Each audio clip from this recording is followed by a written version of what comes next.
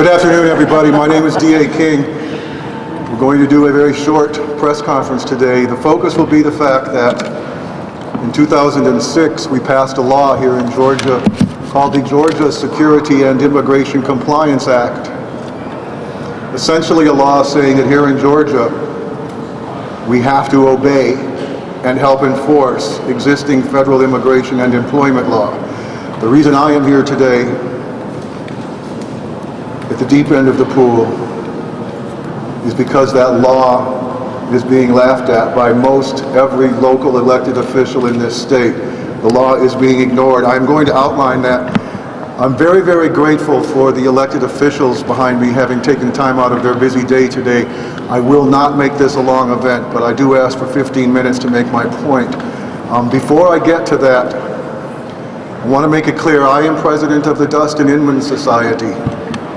We are a nonprofit group of citizens and real legal immigrants of all descriptions who are trying to educate the people and the public on the consequences of illegal immigration. We have a board of advisors at the Dustin Inman Society. Before I go any further, I'm going to take just a minute to introduce the newest addition to the board of advisors, my friend and a great American, a lady named Eberhart. Eberhart, everybody. Inger is going to help me in the Capitol. We're going to see what we can do about getting this law enforced. And I think she has just a few words she would like to say to you, and I think it's important that we listen. Thank you. And good afternoon, and thank you for allowing me to speak before you today. My name is Inger Eberhart, and I am a proud Georgian and an Atlanta native. D.A. King is a tireless advocate for justice for the American worker, and I'm very proud to be associated with him and the Dustin Inman Society. I hope to be able to assist D.A. in the wonderful work he's been doing for the last 5 years. My intent is to spend as much time as possible here in the Capitol during the legislative session, doing what I can as a citizen to urge all concerned to do everything we can to guarantee equal application of the rule of law. I will be focused on the Georgia Security and Immigration Compliance Act of 2006. Like DA, I am opposed to the crimes of illegal immigration and employment at any time, but even more so during these desperate economic times that we face. The poorest Americans are losing jobs and services, and it's not a secret that the first Americans affected by illegal immigration are African Americans and native-born Hispanics. The U.S. has a rich tradition of lawful immigration, and we should be proud of that fact. Having said that, I've been watching it happen and believe that the constant attempt to blur the line between real, legal immigration and illegal aliens is a shameful and transparent insult to real immigrants in our society of immigration. I believe that our legal immigration levels should be reasonable and sustainable, and that immigration should serve the interests of the American people. Again, I'm very proud to be here and for the opportunity to be able to join DA's effort. I will do my best to respectfully share my opinions and provide input on pending legislation in committee during the legislative session. While I do not want to dwell on it today, I want to make something very clear. I am aware of ongoing efforts to equate illegal immigration and people who are living in the United States in defiant violation of our laws to the civil rights struggle in African Americans who in the past have been denied the rights of U.S. citizens. As an African American, noting that she was the first black woman to be elected to Congress from the Deep South, I want to close by noting the wisdom of the late Barbara Jordan. In one of her 1995 reports to Congress, after she was appointed by then President Bill Clinton to chair a commission to study and make official recommendations on gaining credibility on immigration. Those who should get in, those who should be kept out are kept out, and those who should not be here will be required to leave. Deportation is crucial, and employer sanctions can work. The Jordan Commission's advice was as reasonable, valid, and instructive then as it is today. I will be respectfully reminding people of that for as long as necessary. Thank you very much, ladies and gentlemen, and thank you, DA.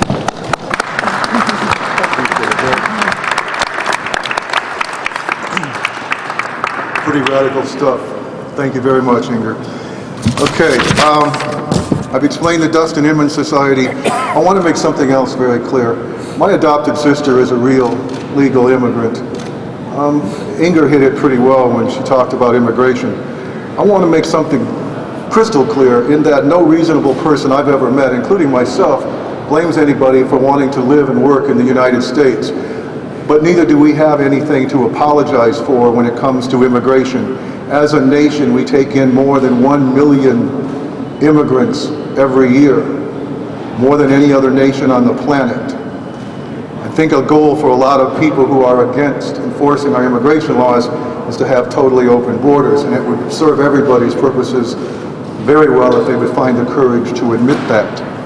Right now, as we speak, very brave Border Patrol agents are risking their lives on our borders trying to stop illegal entries into our country. I think people forget that as well.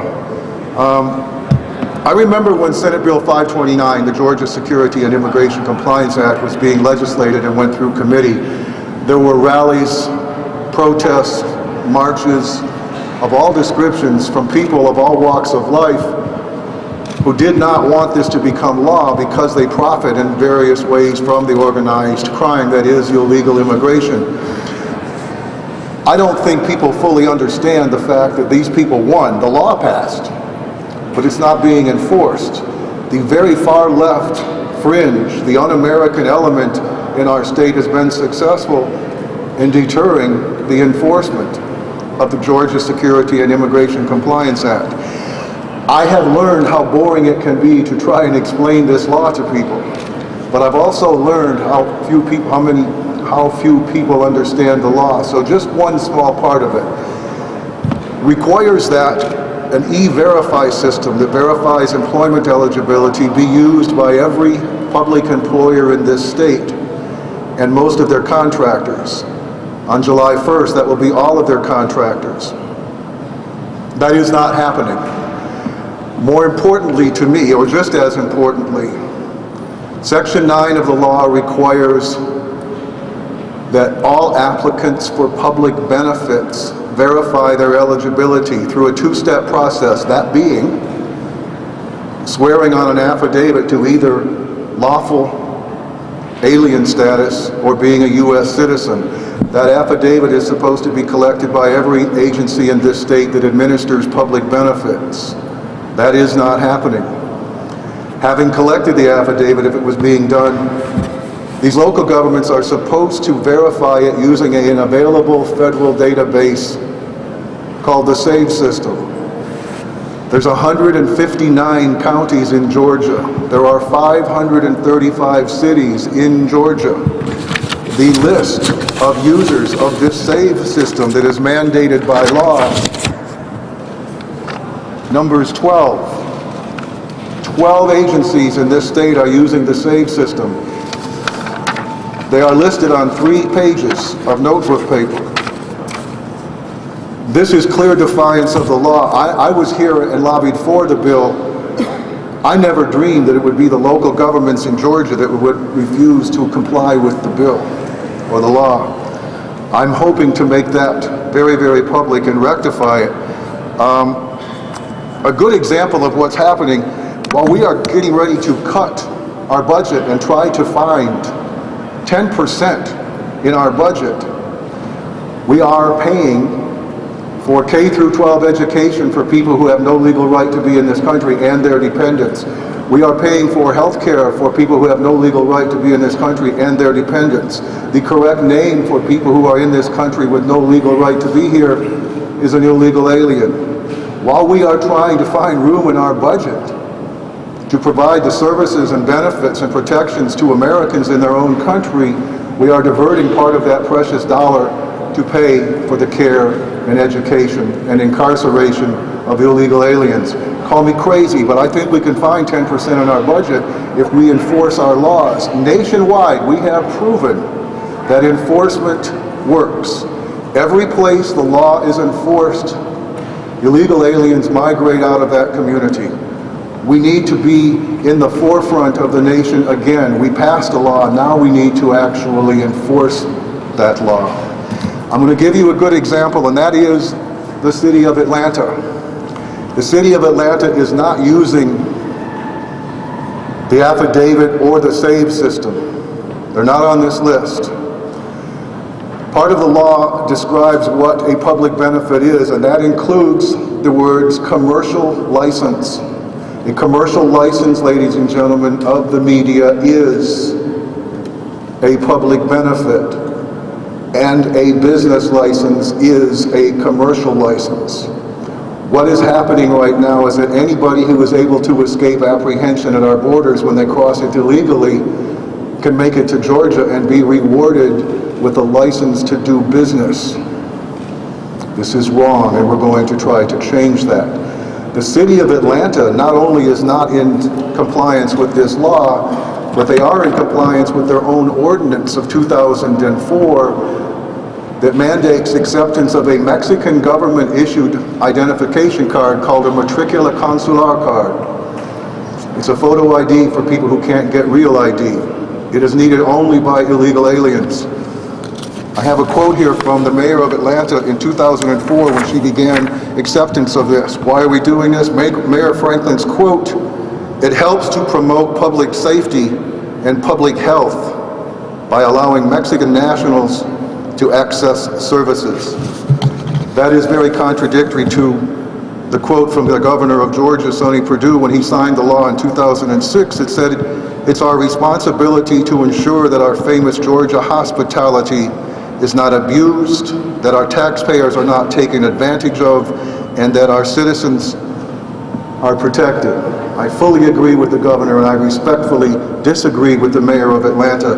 The Mexican matricula consular card, were it to be made unacceptable in the state of Georgia, would result in many, many illegal aliens leaving the state of Georgia, leaving a large part of our budget freed up for Americans.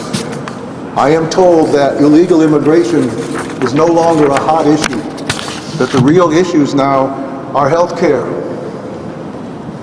and education and taxes. I respectfully remind everybody that these issues are not separate. We are paying for K through 12 education for people who should not be here. We are again cutting back on services. The Federation for American Immigration Reform released a report last month that says Georgia is spending about $1 billion, with a B, $1.6 billion per year on K through 12 education, medical service, and incarceration for illegal aliens and their dependents. I can go on. If people don't like the reference or the source, I'm going to take up your time, but one more, Congressional Budget Office estimates that illegal aliens cannot, because of their wage level, come anywhere near into paying taxes into a system, were they to pay taxes, to make up for the services and benefits that they take. This is not a mysterious, difficult to understand issue. Illegal immigration is not a separate issue, and I hope that we can remember our priorities. If we are going to cut back services for Americans in their own country, if each day's headlines bring more and worse announcement about job loss in America for Americans workers, I hope that we can keep this straight in our mind. I hope that if we are going to cut benefits, including veterans' homes in Georgia, instead of enforcing our laws on immigration and employment in Georgia, I hope that if we're going to do that, we're quite willing to announce out loud that our priorities are a little bit askewed. I can go on with this, but I promise to be short, and I again wanted to make it clear how grateful I am for the people behind me, these elected officials having taken time out of their very busy day. I wanted Senator Rogers to speak because he was the author of the bill. I think he's held up in traffic. I'm very grateful for everybody being here. I'm going to close by saying this. Enforcement is not a difficult decision. And if the legislature and the government of Georgia will begin to enforce a law that we've already passed, if we enthusiastically enforce our immigration and employment laws, we will be doing it considerably closer to the way it's done in Mexico. Again, thank you everybody for coming. I am more than happy to take any questions from the media as long as they are presented to me in the English language. Thank you very much. Thank you, folks.